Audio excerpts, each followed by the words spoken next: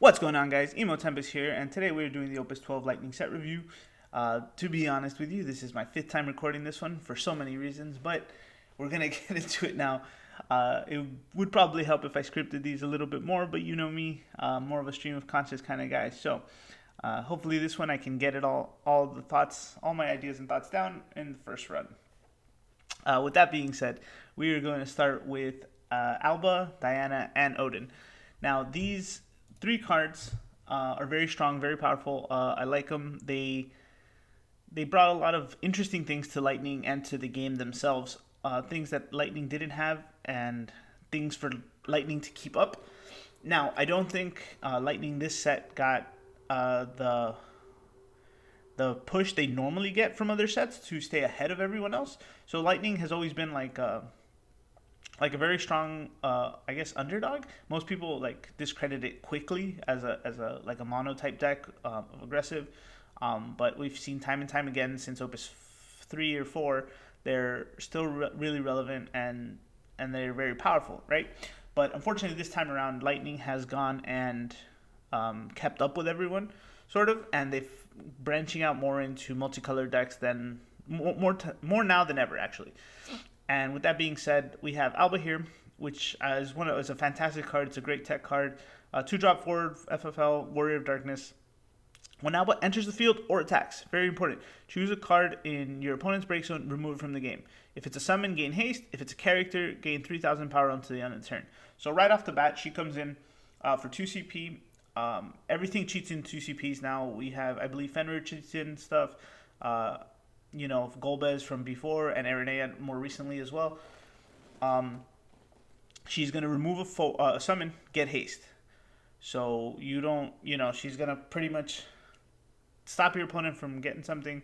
There's a lot of summon recursion right now, right? Summon recursion is very important. And then attack, and then get rid of a character, putting her at 8. So she should always be a 2-drop 8. But if you have nothing in front of you, I would probably remove 2 summons, depending on the matchup or the deck you're working on. But she does stop a lot of stuff, a lot of recursion, and I absolutely love her. I think she's going to be a great card.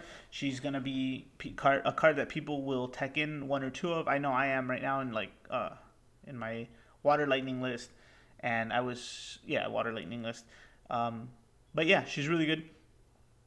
And every time she attacks, if there is a threat on board, you'll just remove a character, putting her at 8k.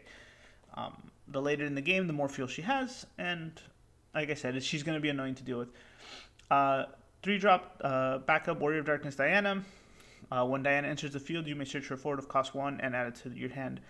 I'm sure by now you guys have played this set enough to know that 1-drops and searching them and playing them is very relevant. So this card is going to fit just right in with the meta. There's been more and more cards that are heading towards 1-drops and like searching and spamming. And what I mean by that is like being able to put many bodies on board and stuff like that. Swarming, special summoning, lots of special summoning.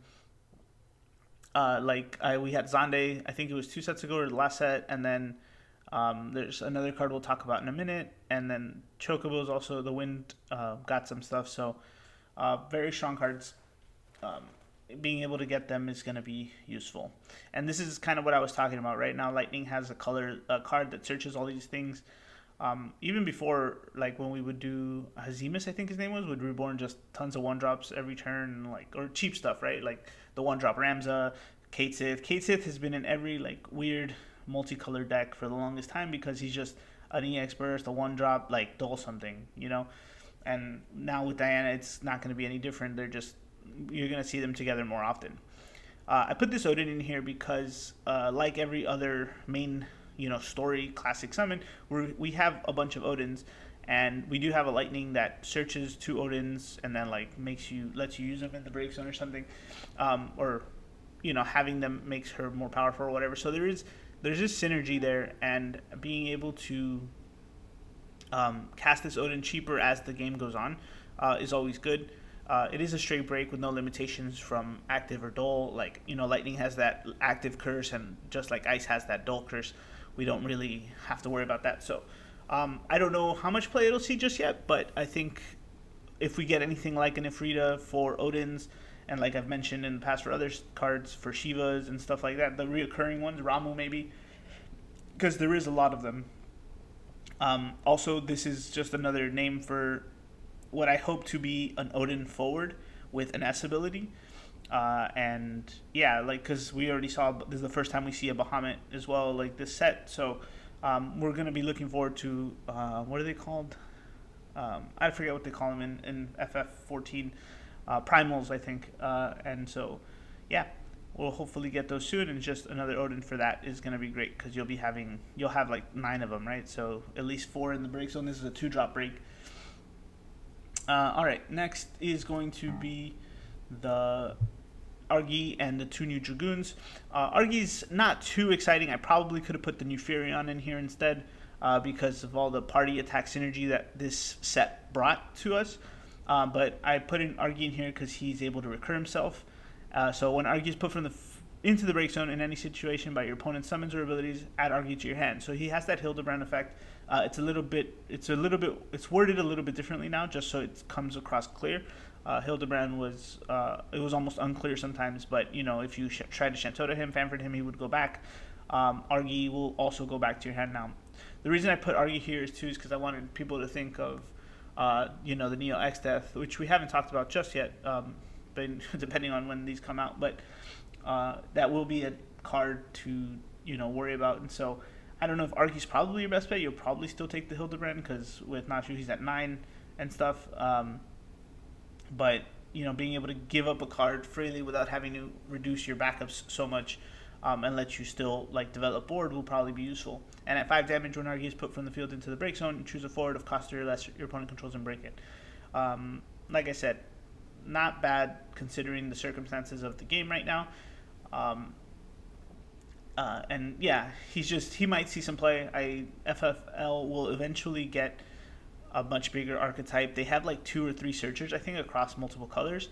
I believe there's a lightning and an ice one, and I'm not sure, but I think we just got a new wind one too, or it came out a set ago. I don't know, but FFL is going to have a lot of synergy soon, at least multicolored synergy. These 2 new Dragoons, I wanted to talk about mainly because of the Dragoon Day. Everyone loves Dragoons. I don't know why.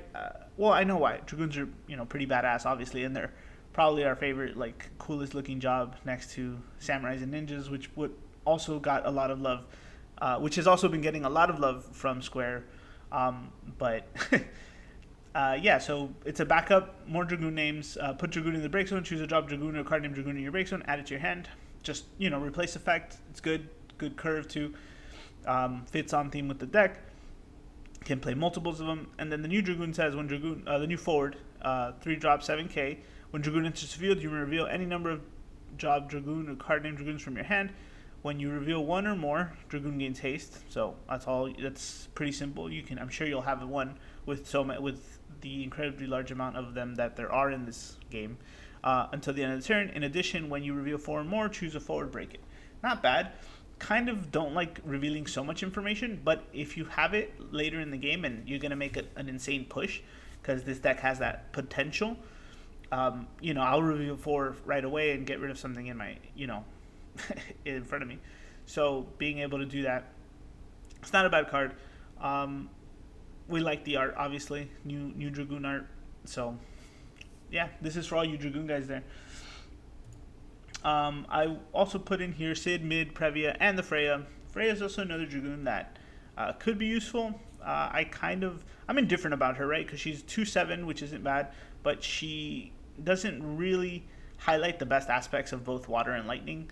But she can be pitched for multiple colors, and she is 9. So, and obviously, I'm not gonna lie. If there's a Dragoon I like, it's Freya. But draw a card, then discard a card is good, and then choose an active forward, deal it 4k, or choose an active forward and deal it 4k. Not bad for what she does. So a little versatile. The Sid and Mid Previa combo is going to be very relevant as well. It should replace the other ones in most aggro decks. Not a traditional lightning ramp up deck, but when Sid Previa enters the field, choose a forward other than Sid Previa. It gains haste until the end of the turn. When a party you control attacks, choose an active forward or your opponent controls. Again, like I mentioned, the active trap. Deal 8,000 damage when mid-preview enters the field. Choose a lightning forward of cost 1 in your break zone and play it onto the field.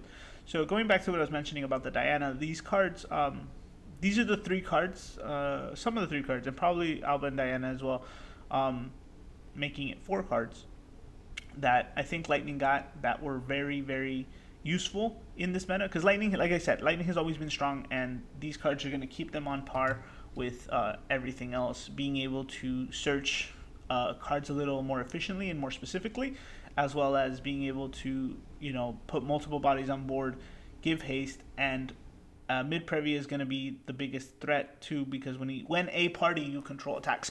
Now that means he does not have to be in the party specifically. You can attack with your other 4 forwards in pairs, obviously, and start taking things down for 8k, or dealing multiple damage at once. So if you have multiple forwards and multiple parties attacking, you'll be able to do more attacks. But yes, as well, when mid-preview attacks with, for example, Sid Previa, they will deal 8k together when they attack to an active forward.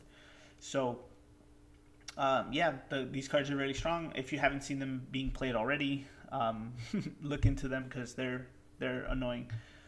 And lastly is going to be Thancred, Jegran, and Gilgamesh. I'm going to talk mostly about Thancred here because he is an extremely, extremely strong and powerful card. I love his effects. I think by comparison, I put the Freya in here to show like how a little, not the best effects of water and lightning. Whereas Thancred probably is a better example of a card that portrays both of the strongest highlighted effects from water and lightning. So 7-drop, lightning water, 8k. When Thancred enters the field, choose a forward your opponent. Choose a forward in your break zone. If its cost is equal to or less than the number of water forwards and/or backups you control, play it onto the field. So obviously, lets you reborn a card. That's we know water from Luna Freya, Lena, and other cards like that. When Thancred attacks, choose an active forward your opponent controls. If its cost is equal to or less than the number of lightning forwards and/or lightning backups you control, break it. So ideally, the first time you drop him, you're probably at 3 backups. So let's say 2 water, 1 lightning, and you might have a forward or 2 on board. So let's say you're pitching 2 to tap 3 to put him out. You have him and 2 other water backups. You can reborn a 3-drop. Let's say Alua, right, in this perfect universe. And then now you have 4 lightning characters, right, which is the 1 backup, and maybe 2 or 3 of the forwards that you had were lightning. Somehow you still have enough CP to give him haste or something. Let's say you did the mid-preview, right? Let's say you didn't have that many lightning cards or options.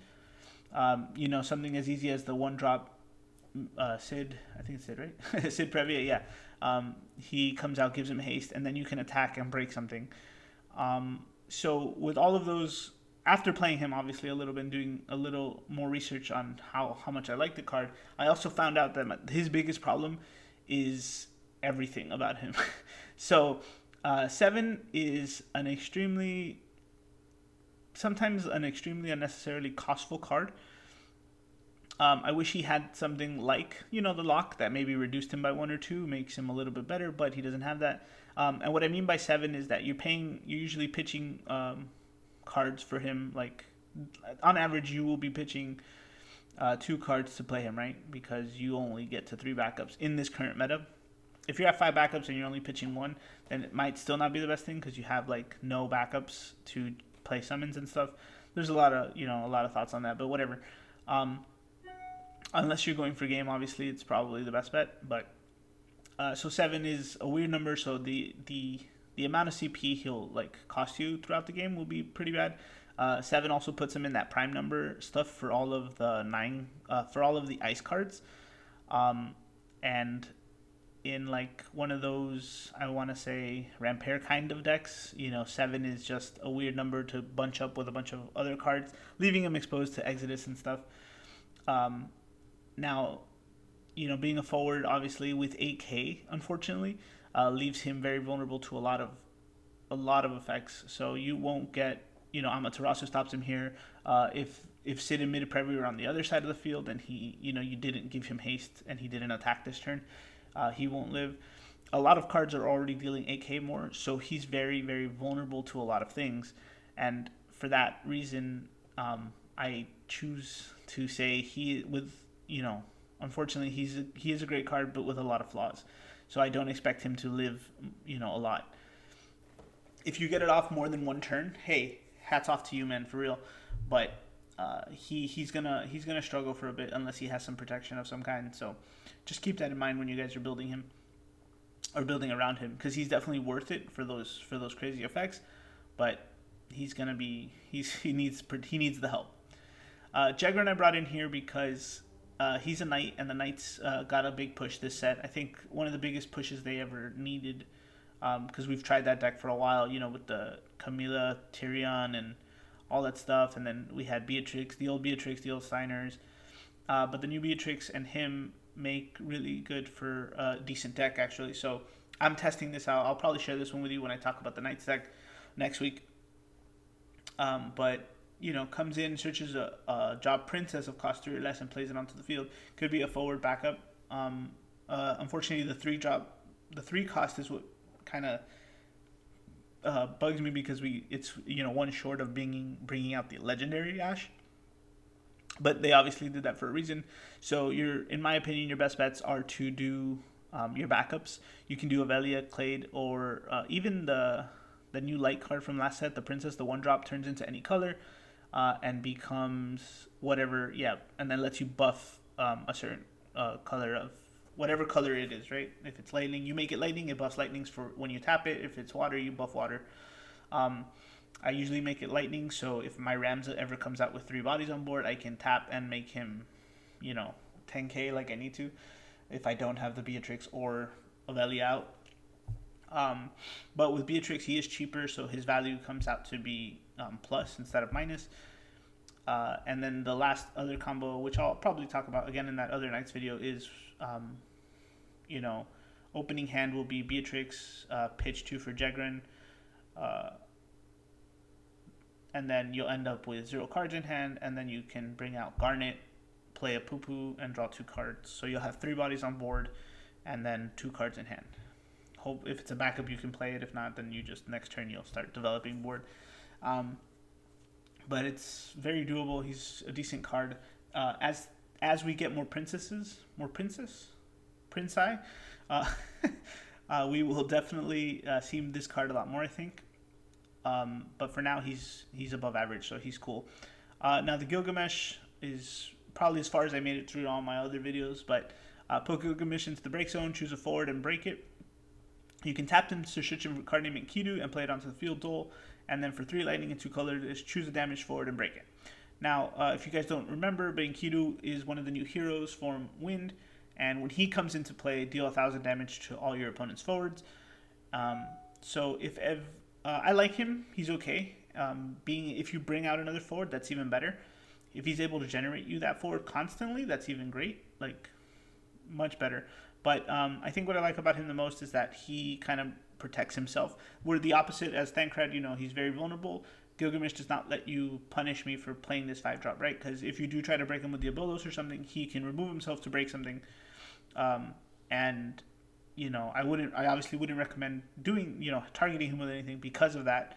And ultimately, he can attack and then, break something and remove something to let his other, your other party or your other forwards attack. And then searching Enkidu is, that's a little combo on its own, right? Search for 1 card named Enkidu, play it onto field goal, deals everyone 1,000 damage. And then if you still have the CP, you can, that's your whole backup line, right? That's 5 CP. You can tap it all and break someone. It's fine. It's good. And then you can, after you tap it all, break someone, then he can attack and then break himself. And then you get 2 forwards and you leave Enkidu and Dole. It's not bad. I don't know. I haven't investigated it enough. I haven't done the research and probably put a deck around him. Can't be sure. He is 5 though, and Mobius, so there are searchers for both of that. And he is a Gilgamesh, and there's already a Gilgamesh that lets you bring out other Gilgameshes, so, or at least get him out of the deck. But yeah, not bad for Lightning. Not a bad finish for Lightning. Again, I struggled with this one a little bit. Let me know if you guys disagree with me on how well Lightning did this set. And if you definitely disagree about Thancred, hit me up. Tell me what you're thinking, and we can discuss. I'll see you guys next time.